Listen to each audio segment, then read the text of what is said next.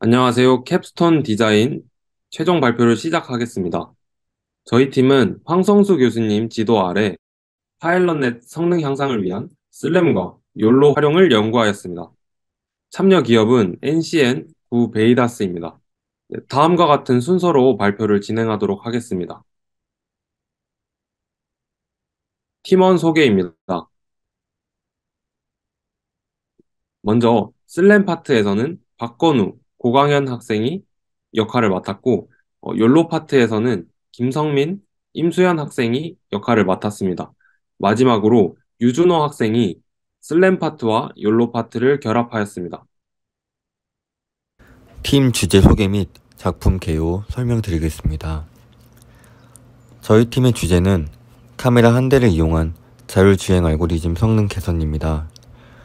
자율주행 알고리즘으로는 엔비디아사의 파일럿넷을 사용하였으며 이를 보완하기 위해 ORB 슬램 3와 욜로 V4를 사용하였습니다.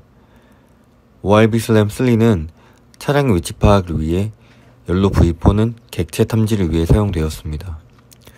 실제 주행 데이터의 학습과 주행은 유아용 헤네스 전동 차량을 이용하였으며 한동대학교 뉴턴홀 3층과 올네이션스 홀에서 이루어졌습니다. 다음은 개발 목적과 동기 및 관련 분야의 기존 동향에 대해서 말씀드리겠습니다. 저희는 자율주행 기술을 오래전부터 개발해 왔는데 왜 빠르게 도입되지 않았을까에 대해서 궁금증을 가지게 되었습니다. 저희는 크게 문제점 두 가지로 생각해 봤는데요. 첫 번째는 차량의 값비싼 가격입니다. 위 사진에 보이는 바와 같이 차량의 라이다, 레이다, 카메라 등 다양한 센서를 사용하면 차량의 가격이 비싸질 것입니다. 그 결과 자율주행의 대중화를 저해시킬 것입니다. 두 번째, 자율주행 기술력의 한계입니다. 현재 자율주행 기술은 레벨 2에서 레벨 3 단계에 불과합니다. 언제 어디서든 자율주행할 수 있는 단계인 완전 자율주행은 2035년도에 도입이 예상됩니다.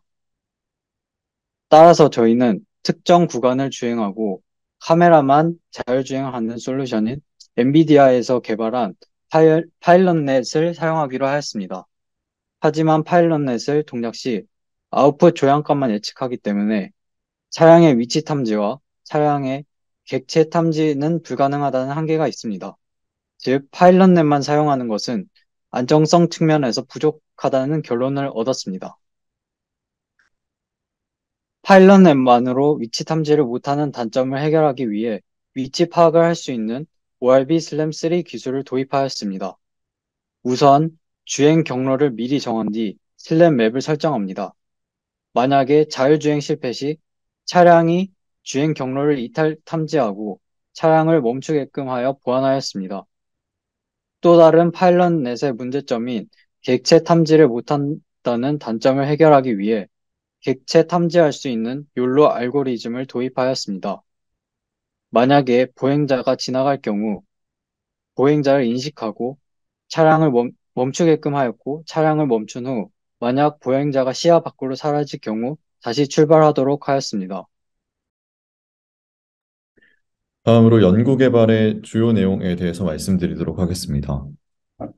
네, 먼저 구현 내용에 대해서 말씀드리도록 할 텐데, 총 주행 준비 단계와 주행 단계가 있습니다. 주행 준비 단계에서는 지정된 구간에서 정확한 조향을 예측하기 위한 파일럿의 학습 모델을 생성하는 과정과, 그리고 주행 시 위치를 탐색할 수 있게 슬램 지도를 생성하는 과정이 있습니다. 그렇게 주행 준비 단계를 마치면 실제 자율주행은 오른쪽에 보시는 개요도와 같이 이루어지게 됩니다. 주행 시 실시간으로 얻어지는 오른쪽 위에 보시는 어안 렌즈 카메라로부터 얻어지는 이미지는 총 3가지 모듈의 전처리 후 입력으로 들어갑니다. 여기서 차량에 사용되는 하드웨어만으로는 3가지 소프트웨어가 동시에 실행되기에는 무리가 있습니다. 따라서 가장 많은 컴퓨팅 파워가 드는 ORB 슬램은 서버에서 실행하고 얻어진 차량의 위치를 TCP/IP를 통해 오른쪽에 보시는 차량에 전달하는 방식으로 구현하였습니다. 그렇게 ORB 슬램과 파일럿넷 그리고 욜로가 병렬적으로 작동합니다. 그리고 각각 이탈 탐지, 조향각도 예측, 객체를 탐지하여 차량의 제어 신호를 전달하는 방식으로 구현하였습니다. 다음으로는 주행 준비 단계에 대해서 각 단계별로 자세하게 말씀드리고 이후 주행, 실험 결과에 대해서 말씀드리도록 하겠습니다. 네, 주행 준비 단계의 파일럿넷 모델 생성 부분에 대해서 자세하게 말씀드리도록 하겠습니다. 왼쪽에 보시는 바와 같이 주행 구간을 사용자가 직접 키보드를 통해서 프레임별 그런 트루스 값을 주며 이미지와 조향 값으로 이루어진 데이터를 생성합니다. 그리고 이를 오른쪽에 보시는 바와 같이 학습 및 테스트를 하였고 이후 여러 가지 배치 사이즈와 러닝 레이트 등의 하이퍼 파라미터 값을 여러 번 고치면서 가장 좋은 성능을 가져오는 모델을 선정하였습니다. 다음으로 ORB 슬램 지도를 생성하는 부분입니다. 저희의 주행 구간은 다음과 같이 뉴터널 313호부터 올네이션스 3층 입구입니다. 해당 부분을 촬영하기 위하여서 ORB 슬램을 먼저 아래 왼쪽 사진과 같이 지도를 생성을 하였고 생성된 지도를 바탕으로 오른쪽과 같이 주행 구간의 좌표 설정을 하였습니다. 이를 통해 이탈을 탐지할 수 있습니다. 다음으로 자율주행 실험에 대해 말씀드리겠습니다. 앞서 말씀드린 것처럼 저희 팀이 정한 자율주행 테스트 구간은 뉴턴홀 313호부터 올네이션스 홀 3층 입구입니다. 우측의 사진은 주행 장소에 대한 슬램 맵으로 직사각형으로 표시된 부분이 주행 구간입니다. 지금부터 파일럿넷 슬램 욜로가 결합된 시스템의 자율주행 테스트 영상 2개를 보여드리겠습니다. 해당 영상에서는 차량이 이탈 없이 자율주행을 하였고 욜로의 보행자 탐지 기능을 보여줍니다.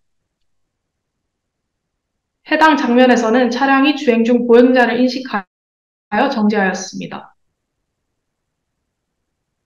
해당 영상에서는 슬램의 이탈 탐지 기능을 보여줍니다.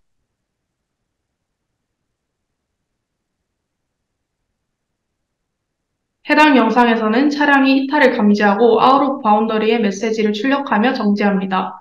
차량이 이탈 후 정지하면 자율주행을 잠깐 멈추고 이탈 전 구간으로 복귀 후 다시 자율주행을 실행합니다.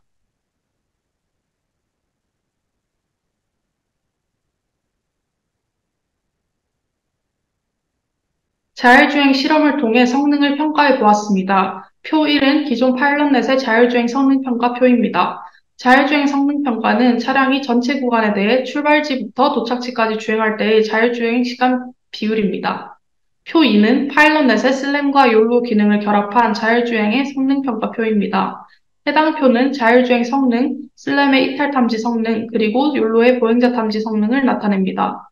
자율주행 성능 평가는 표 1과 동일한 방식으로 진행하였습니다. 이탈 탐지 성능은 이탈 탐지 횟수 나누기 전체 이탈 횟수 곱하기 100으로 평가, 보행자 탐지 성능은 보행자 탐지 횟수 나누기 보행자 출현 횟수 곱하기 100으로 평가하였습니다.